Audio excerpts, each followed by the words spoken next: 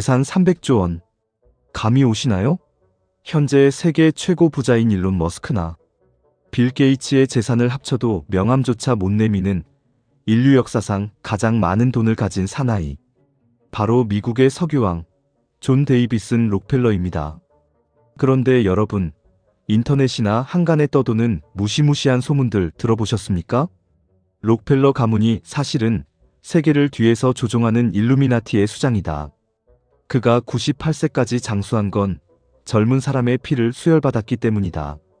심장을 6번이나 갈아 끼웠다더라. 도대체 그는 어떤 사람이었기에 악마라는 소리를 들었을까요? 그리고 어떻게 의사들이 1년도 못 산다고 했던 53세의 병든 몸으로 98세까지 무려 45년을 더 살 수 있었을까요? 오늘 그 거대한 의혹의 진실과 죽음의 문턱에서 그가 깨달은 진짜 불로장생의 비밀을 낱낱이 파헤쳐드리겠습니다. 끝까지 함께해 주십시오. 록펠러는 태어날 때부터 금수저는 아니었습니다. 오히려 흙수저에 가까웠죠. 그의 아버지 빅빌 록펠러는 좋게 말해 떠돌이 약장수였고 나쁘게 말하면 사기꾼이었습니다. 암을 고친다며 가짜 약을 팔고 다녔죠. 아버지는 어린 록펠러에게 이렇게 가르쳤습니다. 나는 기회만 있으면 내 아들을 속일 거야. 그래야 세상 사는 법을 배우니까. 아버지가 아들을 속이는 집안. 록펠러는 일찍이 깨달았습니다. 믿을 건 돈뿐이다. 그는 돈 냄새를 맡는 천재였습니다. 20대의 정유 사업에 뛰어든 그는 무자비했습니다. 경쟁 회사가 있으면 가격을 후려쳐서 망하게 한 다음 헐값에 사들이고 말을 안 들으면 철도 운송을 막아버려 말려 죽였습니다. 사람들은 그를 아나콘다, 악마라고 불렀습니다. 미국 전역의 석유 95%를 독점했을 때 그는 세계 최고의 부자가 되었지만 동시에 미국에서 가장 미움받는 남자가 되었습니다. 노동자들이 파업하면 무력으로 진압했고 그 과정에서 피를 보는 일도 서슴지 않았으니까요. 이때까지만 해도 그는 몰랐습니다. 그 수만 명의 원망과 저주가 자신의 몸을 갉아먹고 있다는 사실을 말이죠. 돈은 산처럼 쌓였는데 정작 록펠러의 몸은 지옥으로 변해갔습니다. 나이 50이 넘어서면서 극심한 소화불량과 불면증이 찾아왔습니다. 매일 밤 노동자들이 쳐들어올까봐 권총을 베개 밑에 두고 잤고 돈을 잃을까봐 장부를 1원 단위까지 맞추느라 밤을 새웠습니다. 그러던 어느 날 53세의 록펠러에게 끔찍한 일이 벌어집니다. 아침에 일어났는데 베개에 머리카락이 한 뭉텅이씩 빠져 있는 겁니다. 머리카락뿐만이 아니었습니다. 눈썹, 수염, 온몸의 털이란 털은 다 빠져버리는 번발성 탈모가 왔습니다. 우리가 아는 록펠러의 민머리 사진이 바로 이때의 모습입니다. 더 비참한 건 식사였습니다. 세계 최고의 부자가 스테이크는커녕 죽도 못 넘겼습니다.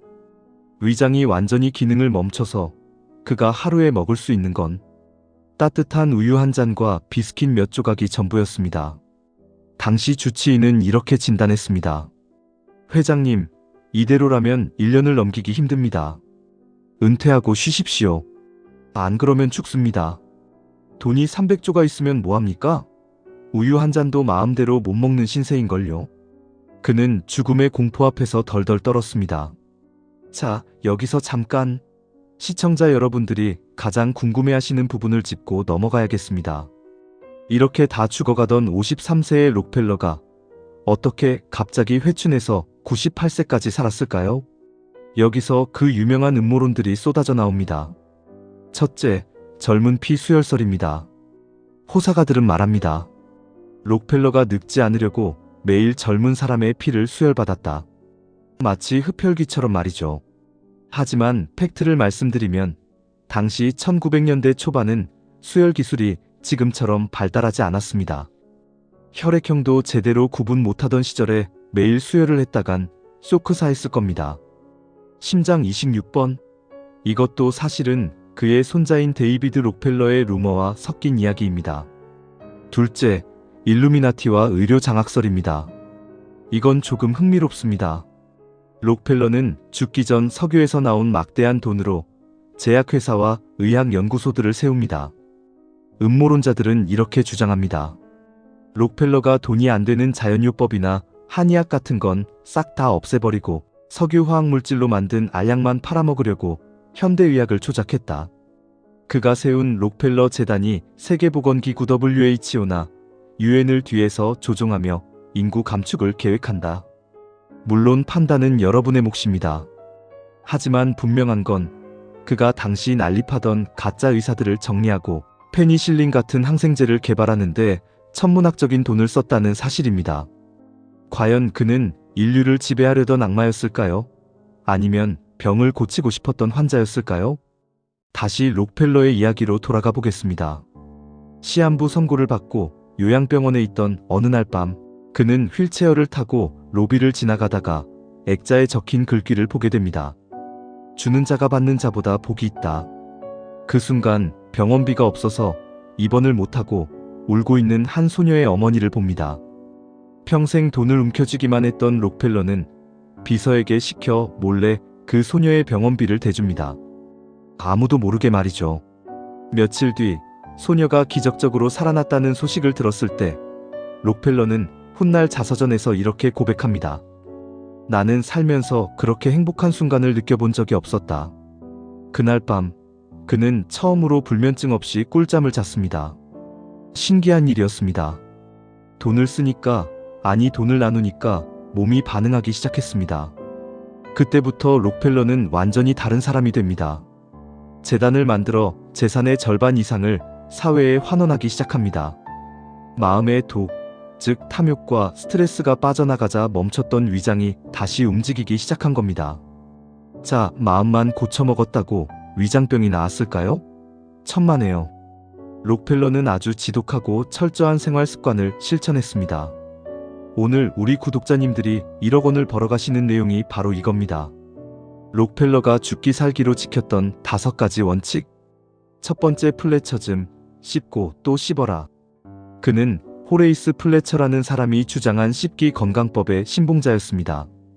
음식을 입에 넣으면 형체가 완전히 사라져서 물처럼 될 때까지 최소 100번을 씹었습니다. 음식은 마시지 말고 음료는 씹어 먹어라. 위장이 할 일을 입에서 다 끝내주는 겁니다. 위장병 환자였던 그에게는 이 방법이 생명줄이었습니다.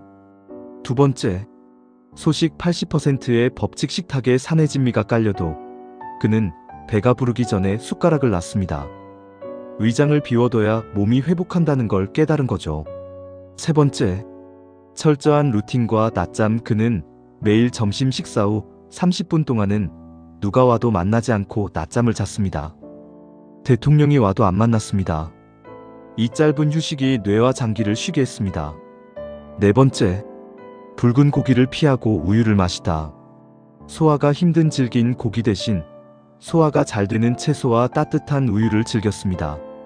마지막 5번째, 일주일에 한 번 정리하기. 그는 매주 일요일에는 사업 이야기를 일절하지 않고 교회에 가서 멍하니 있거나 명상을 했습니다. 뇌 청소를 한 것이죠. 록펠러는 53세에 죽을 운명이었지만 삶의 방식을 바꾸고 98세까지 살았습니다. 그가 노년에 찍힌 사진들을 보십시오.